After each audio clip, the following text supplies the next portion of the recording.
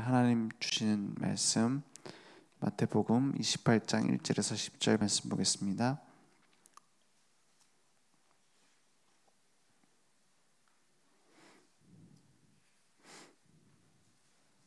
마태복음 28장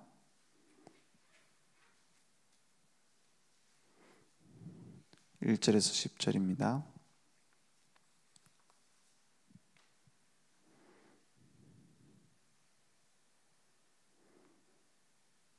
이제 제가 한 절 여러분이 한 절 교독하겠습니다. 안식일이 다 지나고 안식 후 첫날이 되려는 새벽에 막달라 마리아와 다른 마리아가 무덤을 보려고 갔더니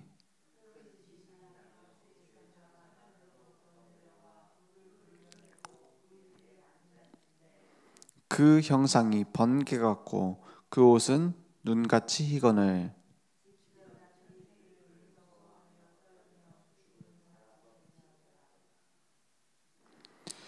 천사가 여자들에게 말하여 이르되 너희는 무서워하지 말라. 십자가에 못 박히신 예수를 너희가 찾는 줄을 내가 아노라.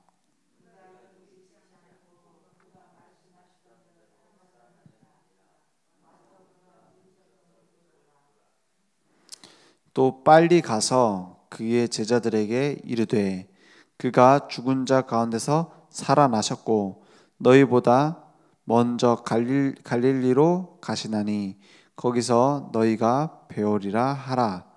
보라, 내가 너희에게 이르느니라 하거늘.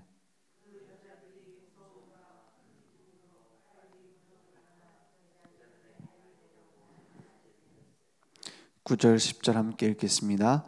예수께서 그들을 만나 이르시되 평안하냐 하시거늘 여자들이 나아가 그 발을 붙잡고 경배하니 이에 예수께서 이르시되 무서워하지 말라. 가서 내 형제들에게 갈릴리로 가라 하라. 거기서 나를 보리라 하시니라. 아멘. 오늘 말씀은 저는 주일 2부 말씀 프레임을 깬 충직한 제자의 축복이다 했습니다. 우리가 신앙생활 하면서 제일 중요한 게 뭘까요? 우리는 이제 다른 모든 종교는 구원을 얻으러 가는 것이 신앙생활입니다. 이제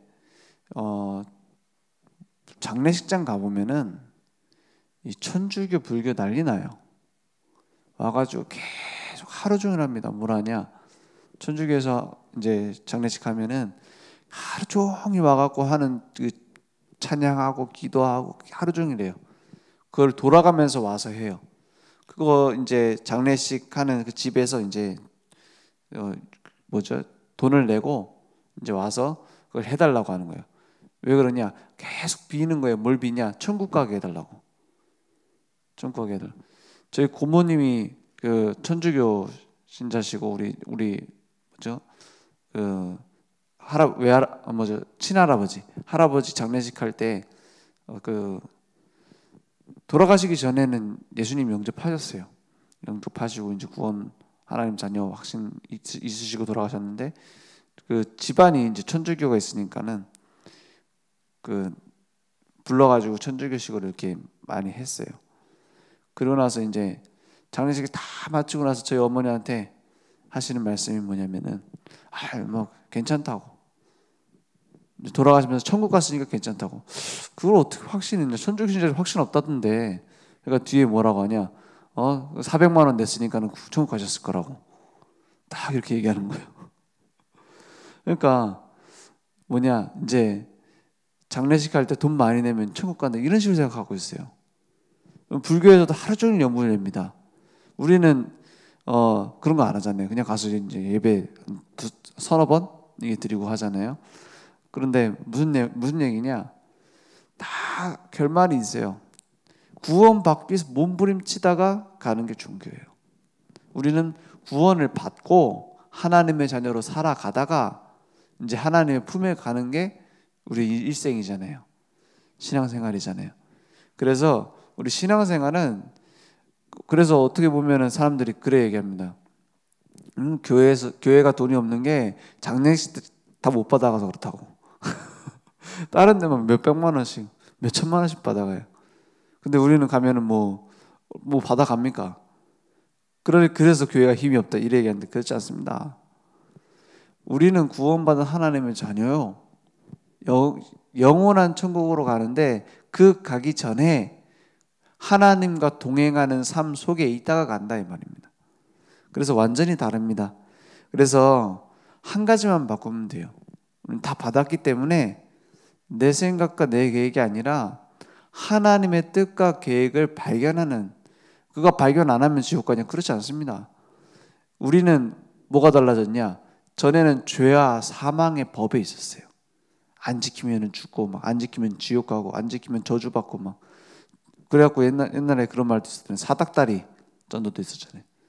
사닥다리 전도가 뭐예요? 교회 다니는 사람한테 하는 얘기. 너 이제 구원받은 하나님 자녀가 됐냐? 그러면 이제 하나님께로 가는 영원한 천국으로 가는 사닥다리가 있다. 이제 그거를 하나씩 짚고 올라가야 된다. 그런데 주일날 한 번 빠졌다. 그 중간에 사닥다리 하나 딱 빠진다. 그런 실제 있었어요. 그때는 이제 좀 이렇게 좀 팔을 뻗으면 올라갈 수 있다. 근데 2번 연속 빠졌다. 그때는 조금 힘들다. 이제 어떻게 해요? 이제 몸을 이렇게 쭉 뻗어야 된다. 3주 연속 빠졌다. 그럼 어떻게 돼요? 점프 뛰어야 된다. 4주 연속 빠졌다. 이제 그때는 뭐 방법이 없다. 이런 식으로 얘기해요. 그렇지 않죠. 우리가 구원받는 것은 하나님의 은혜입니다. 그래서 한 가지만 바꾸면 돼요. 뭐냐? 나 중심의 생활에서 하나님 중심으로 바꾸면 되거든요. 그래서 죄와 사망의 법에서 그런 두려워하고 무서워하는 종의 영을 받은 그 상태에서 양자의 영을 받은 상태로 달라졌다 했어요. 그래서 그리스도 예수 안에 있는 생명의 성령의 법이 죄와 사망의 법에서 너희를 해방했다 했습니다. 양자의 영을 처음 로마서 8장에 말씀 나오잖아요. 8장 15절에 말씀 나오는 걸 보면서 왜 우리를 친자녀로 삼아줬다 하지 왜 양자의 영이라고 하냐 이렇게 생각을 했어요. 그런데 더 좋습니다. 사실은 우리가 그 남자들도 그렇고 여자들도 그런 친구들이 있어요. 뭐냐, 조금 마음 통한다 싶으면은 의형제 맺고요. 이제부터 너는 언니고 나는 동생이다 해가지고 내가 언니고 네가 동생이다 이렇게 해가지고 막 언니 삼고 기분 나쁘면은 박터지게 싸우고 이제 끊어버려요. 맞잖아요. 패싸움 한번 하더니만은 이제 형제 다 없어지고 막 그 기분 따라서 하는 그 형제잖아요. 의형제 이런 거는. 그런데 법적인 조치를 해서 내 아들로 삼으면 거기에 대한 책임이 있습니다. 맞죠? 법적으로는 제가 한정훈 집사님 제 양자로 삼을 수 있어요. 그러면 제가 아버지가 되는 거죠. 그리고 제가 죽으면 누가 상속받아요? 한정훈 집사님 받아야 돼요. 그게 법적인 양자예요. 감정을 따라서 내가 하나님 자녀인 것 같다가 아닌 것 같다가 내가 예전에는 이제 막 예배도 잘 나가고 그러면서 내가 좀 하나님 자녀인 것 같았는데 요즘 좀 뜸해지니까는 내가 신앙생활 좀 열심히 안 하는 거 보니까는 내가 좀 아닌 것 같고 그렇지 않습니다. 법적으로 달라졌어요. 그게 양자입니다. 그게 더 큰 축복이에요. 사실은 우리가 하나님의 자녀로 내가 막 열심히 했더니 아니면 내가 구원받은 확신이 막 내가 막 샘솟고 막 이럴 때는 하나님 자녀였다가 취소됐다 그렇지 않습니다. 하나님의 말씀의 법으로 생명의 성령의 법으로 우리를 하나님 자녀 삼으셨어요. 그래서 우리는 리프레임 하라고 말씀하셨습니다. 그 하나님 떠나 있는 불신자 종교생활적인 그 프레임 갖지 말고 틀을 갖지 말고 새로 틀을 갖춰라. 그러면 옛날 틀이 깨지고 이제 새로운 틀이 되는 뉴 프레임이 된다 이렇게 말씀하셨어요. 그래서 그것이 충직한 제자의 축복입니다. 충직한 제자가 뭡니까? 충성이 뭡니까? 내가 내 나름대로 막 열심히 하는 게 충성입니까? 우리는 주로 생각해 충성된 종 하면 막 열심히 합니다. 근데 그걸 말하는 게 아닙니다. 성령의 열매 중에 뭐 양선, 뭐 자비, 뭐 충성 이렇게 얘기할 때 그 충성 뜻이 뭐냐? 그대로 한다라는 뜻입니다. 주인의 뜻을 그대로 한다. 그게 충성입니다. 제가 이제 아침에 새벽 기도할 때 목사님은 시편 강해를 하시죠. 저는 주일 2부, 3부 이렇게 막 메시지를 했던 걸 받아서요. 그거는 왜 그러냐? 제가 어떤 성경책을 읽고 설교를 할 수 있는 자격이 없느냐? 그건 아닙니다. 뭐 다른 성경을 읽고 뭐 이 말씀을 막 요셉이 이렇게 했는데 어떻게 라고 풀어서 할 수 있는 자격이 없느냐? 그렇지는 않습니다. 자격증은 있어요. 준목고시 합격했거든요. 그 준목고시에 있는 강도서잖아요. 설교할 수 있는 자격은 있어요. 근데 그렇게 못합니다. 왜냐? 충성된다는 말은 그 하나님의 계획을 그대로 전달한다는 말입니다. 제 생각대로 해버리면 안 되잖아요. 제 나름대로 해석을 해하고 전달해버리면 안 되잖아요. 그렇게 되는 것이 이제 불충입니다. 맞죠? 그래서 하나님의 계획이 무엇이냐? 주일 말씀과 예배의 흐름 속에서 제 나름대로 해석을 해버리면 안 되잖아요. 그래서 2, 3부 말씀 받고 계속 생각합니다. 계속 기도합니다. 뭘 기도하냐? 하나님 계획이 무엇일까? 뭘 전달해야 되느냐? 목사님은 이걸 왜 전달하셨느냐? 그 생각을 해야 돼요. 맞죠? 그래야 한 교회의 흐름으로 흘러가는 겁니다. 그래서 충직한 제자의 축복이다. 이건 뭐냐? 내 생각이 없다는 말입니다. 예전에 우리 다락방 안에서도 막 많은 주장을 하다가 나간 그 팀들이 있어요. 뭐 우리가 뭐 당대 세계복음화 하자, 우리 때 세계복음화 하자. 그 교회에 있었던 그 강한 주장을 하던 우리 국내에 있는 교회 그 부교육자가 저랑 같은 신학교 반이었어요. 그 친구가 지금 목사님 됐거든요. 얘기를 하는 거예요. 우리 교회 안에 진짜 당대 세계복음화자라는 것을 외치고 있는데 사실은 이제 류 목사님도 오해하고 계신다. 우리는 중심을 갖고 이제 열심히 전도하자 이런 뜻인데 자꾸 막 본부에서 다르게 얘기한다. 그리고 자꾸 얘기를 해요. 그리고 좀 너무 안타깝다. 같이 갈 수 있는데 그런 얘기를 자꾸 해요. 그래서 제가 이제 같이 얘기를 했어요. 나는 참 전도하겠다. 너무 좋다. 그런데 한 가지 문제가 있다. 그건 뭐냐? 복음은 물과 같아서 사각형 속에 들어가면 사각형 물이 된다. 별 모양 속에 들어가면 별 모양이 된다. 대신에 그 물의 본질은 바뀌지 않는다. 함께 갈 수 있는 거다. 함께 갈 수 없다라는 것이 복음이 아닌 거다. 얘기했어요. 그건 인정을 하더라고요. 나중에 거기서 나와서 지금은 이제 다락방 하는 교회 부교육자로 갔어요. 참 감사한 일이죠. 우리가 세계복음 하겠다. 나는 나름대로 전도운동 열심히 하는데 왜 목사님 그렇게 하느냐? 왜 교회에서 그렇게 하느냐? 그렇게 생각할 수 있습니다.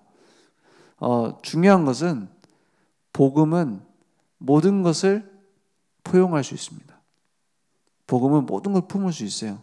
복음은 이상한 사람도 함께 갈 수 있습니다. 복음은 정신병자도 함께 갈 수 있습니다. 그것도 나름대로 자기 주장이거든요. 들어줘야죠. 결국에는 들어주든 안 들어주든 하나님 계획대로 되거든요. 저는 이렇게 전도 캠프나 이렇게 회의할 일이 있잖아요. 꼭 생각하고 있는 게 있어요. 뭐냐? 나랑 반대되는 의견이 가장 하나님 뜻일 수 있다. 맞잖아요. 그게 하나님 뜻이면 어떡할 겁니까? 내가 원하는 방향 아닌 다른 방향이 하나님 계획 더 큰 게 있을 수도 있다.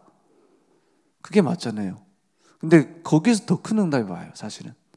나중에 보면은 더 큰 응답이 있어요. 저희 신학교 다니면서도 저희 전도 캠프 이제 같이 했거든요. 그러면서 저도 그런 행정팀을 도와주고 이렇게 했는데 특별하게 반대하는 사람이 있어요. 이렇게 우리 이번에는 이런 캠프를 해가지고 이렇게 전도운동 하자. 우리 같이 신학생들 같이 하고 그 현장에 이제 가자. 이렇게 얘기하는데 특별하게 반대하는 사람이 있어요. 그래갖고 되겠냐? 김 빠지잖아요. 얘기하는데 또 속상하잖아요. 사실 막 그러면 또 싸움도 생기잖아요. 또 같은 신학생들이니까 뭐 교회에서는 뭐 못 싸우지만 신학생들끼리 뭐 싸우기도 하거든요. 그러니까 딱 김 빠진 소리 한 번씩 해요. 회의 와가지고 또 한 번도 안 빠져. 거기에 중요한 계획이 있을 수 있다는 생각을 한 거예요. 그 나중에 어떻게 되냐? 나중에 더 중요한 현장이 그 사람 통해서 열렸어요. 그리고 제일 친한 친구가 됐어요, 저한테. 지금 졸업했는데 지금도 연락합니다. 이 메시지 들으면 되게 기분 나빠할 텐데. 그렇습니다. 그래서 제일 중요한 게 뭐냐? 하나님의 계획과 뜻이 무엇이냐? 그게 모든 틀을 깨는 겁니다. 그래서 첫 번째로 잘못된 프레임을 깬 자와 깨지 못한 자 있다 했어요. 이 차이가 어마어마합니다.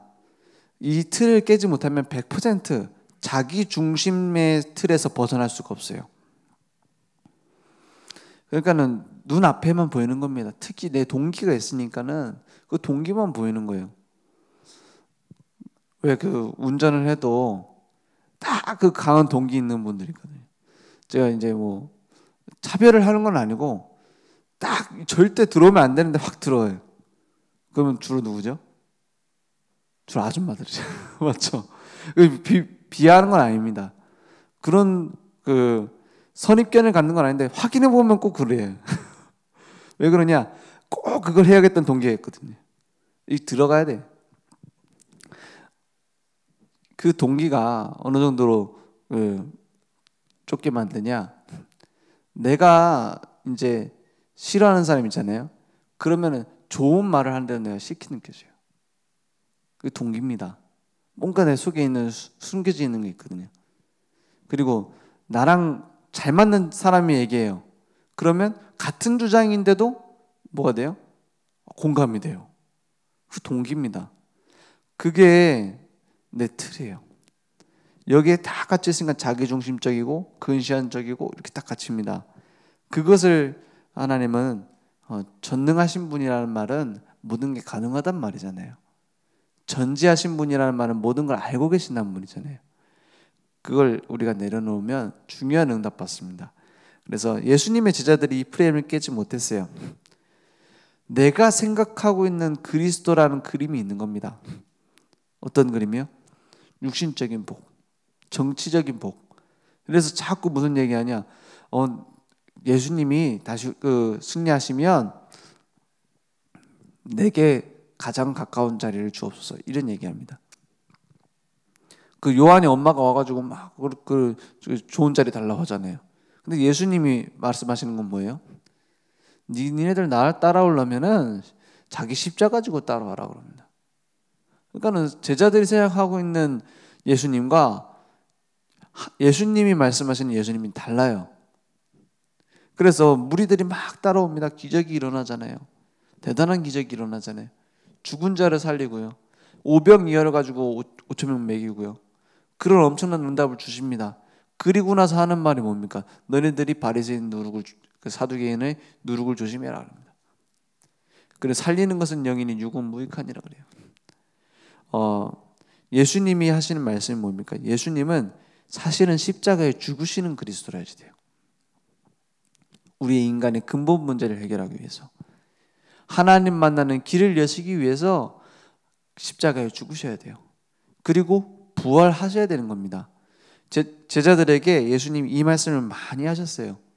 주는 그리스도시요 살아계신 하나님의 아들이십니다 고백한 이후로 이때부터 예수님이 계속 얘기하고 다닌 겁니다. 예수님이 뭐라고 하시냐? 야, 내가 십자가에 죽고 부활할 거야. 3일 뒤에 부활할 거야. 이 얘기를 곳곳에 가시면서 하셨어요. 그 뒤로 고백을 받으신 이후로 계속 하고 다니셨어요. 그러니까 어느 정도로 소문이 났냐? 그 바리새인 사두개인들도 이 예수님이 부활하신다라는 소문을 딱 계속 들었어요. 이제 이건 신송모독이거든요. 그래 이제 십자가에 못 박혀 이제 죽였잖아요. 이제 그리고 나서 걱정되는 게 뭐냐? 이 예수님이 부활하실 게 걱정되는 거예요. 제자들은 다 그걸 잊었어요. 왜냐? 사람에게 일어날 수 없는 일이거든요. 과학적으로 불가능한 일이고 의학적으로 불가능한 일 아닙니까? 어떻게 죽은 자가 스스로 살아납니까? 그러니까는 사람들은 다 그 제자들도 안 믿었어요. 근데 어느 정도로 안 믿었냐? 바리새인 사두개인보다 더 안 믿었어요. 왜? 그들은 거기에 대한 얘기를 기억하고 대비했거든요. 혹시 시체를 훔쳐갈지도 모른다. 혹시 부활에 걸어나오면 어떡하냐. 그거에 대해서 대비를 했어요. 그래서 한개 중대가 가서 지키잖아요. 갑자기 기습적으로 예수님 부활하셔서 내가 부활했다 이렇게 나타나는 게 아니에요. 그걸 수많은 사람들이 감시하고요. 반대하는 사람들이 감시하고 대비하고 있었어요. 그러니까 저기 누구죠? 김일성 뭐 이런 사람들 부활할 거라고 냉동해놨잖아요. 문선명? 부활할 거라고 냉동해놨다고 하더라고요. 그런데 그 부활을 주장한 사람들은 딱 냉동해갖고 어디다 둡니까? 자기 집안에다 딱 둡니다. 왜? 반대하는 사람들이 절대 못 보게 해요. 그건 막 지금 안 살아나지 않냐 이렇게 말을 못하게 하려고요. 왜냐? 자기들이 막 주장하는 거예요. 언제 부활할지도 정해놓지도 않았어요. 예수님의 부활은 반대하는 사람들이 대비하고 있었습니다. 예수님의 부활은 반대하는 사람들이 숨겨놓고 있었어요. 그래서 하는 주장이 뭐냐? 도난당했다는 거예요. 시체를 도난당했다. 그리고 하는 말이 본 사람들이 나오니까는 환상을 봤다. 수많은 사람들이 오랜 시간 동안 2달 동안을 보니까는 이거는 막을 수 없거든요. 그래서 덜 죽였다. 기절설이를 했어요. 그러니까 이 세 가지가 지금도 반대로 부활을 반증하잖아요. 시체가 없었단 말은 도난당했단 말은 무덤에 시체가 없었단 말입니다. 환상을 봤다는 말은 목격자가 있었단 말입니다. 그리고 기절했었다는 말은 확실히 살아나셨단 말이에요. 그래서 저는 이번 주 말씀 받으면서 무슨 생각을 했냐? 아니 예수님 제자를 삼으실 때 그러면 아리마대 요셉을 12제자로 삼지. 맞잖아요. 차라리 믿음 있잖아요. 물론 부활할 거다 확실히 믿지는 않았지만 그래도 거기에 대한 이제 헌신을 했잖아요. 차라리 이거 뭡니까? 프레임을 깬 여인들 막달라 마리아 이걸 12제자를 삼지. 왜 저 베드로 말만 앞서는 베드로 그런 뻔뻔한 베드로 그걸 12제자로 삼았냐? 전 중요한 이유 있다고 생각합니다. 왜냐? 부활을 목격한 이유로 완전히 달라졌어요. 12제자가. 어떻게 됐냐? 100% 순교했습니다. 이거는 누가 봐도 맞잖아요. 누가 봐도 부활 안 했으면 이 사람들이 이렇게 안 할 사람들이라. 부활의 증인으로 쓰기 딱 좋아요. 우리처럼. 갈대처럼 흔들리고. 연약한데 주님을 만나고 달라졌네. 맞잖아요. 그래서 아무것도 걱정할 필요 없습니다. 요한복음 20장 18절에 19절에 보니까는 이 제자들이 얼마나 우리랑 비슷하냐. 이 사람들이 예수님이 부활할 거라고 3일 뒤에 부활할 거라고 3일을 얘기했거든요. 그러면 대비하고 있어야 될 거 아닙니까? 바리새인 사두개인처럼. 근데 대비 안 하고 있어요. 어떻게 해요? 이날 곧 안식 후 첫날 저녁 때에 제자들이 유대인들을 두려워하여 모인 곳에 문들을 닫았더니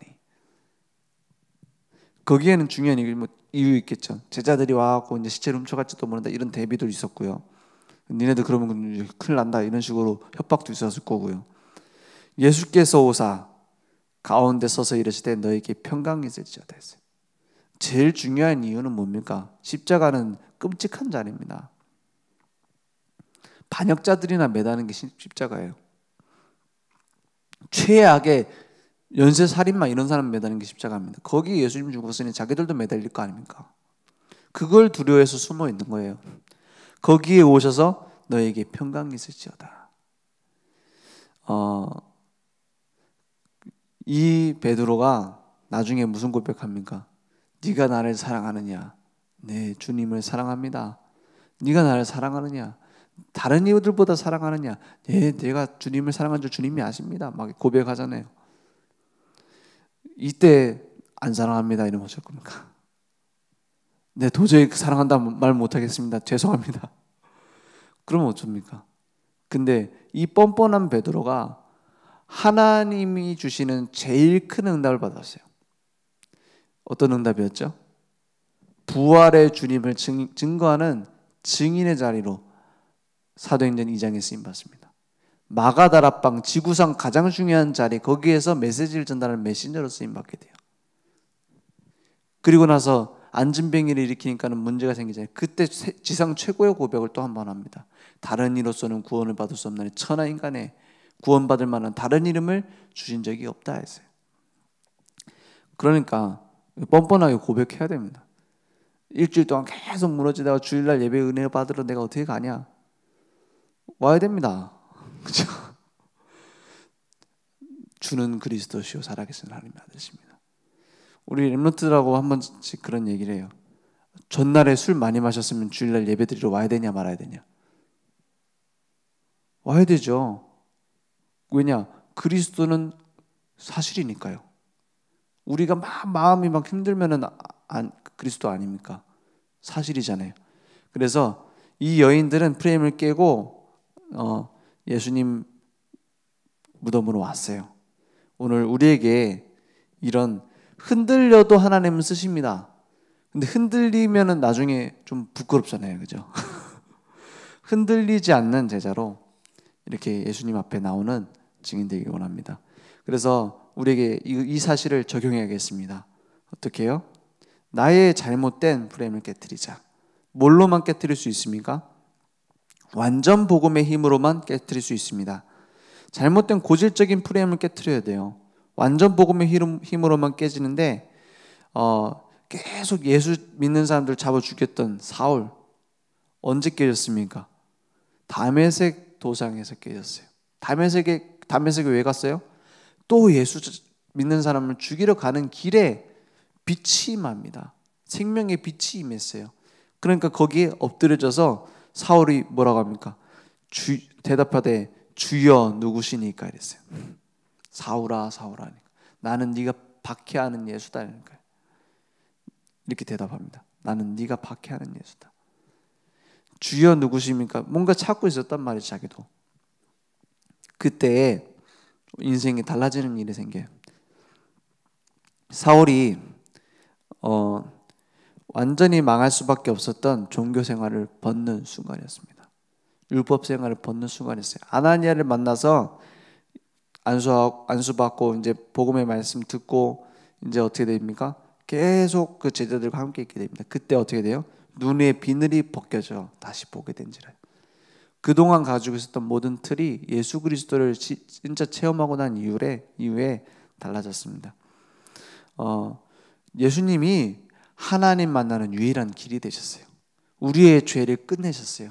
사단의 권세에서 우리를 건져내셨습니다. 그래서 그 사실로 새로 시작한 겁니다.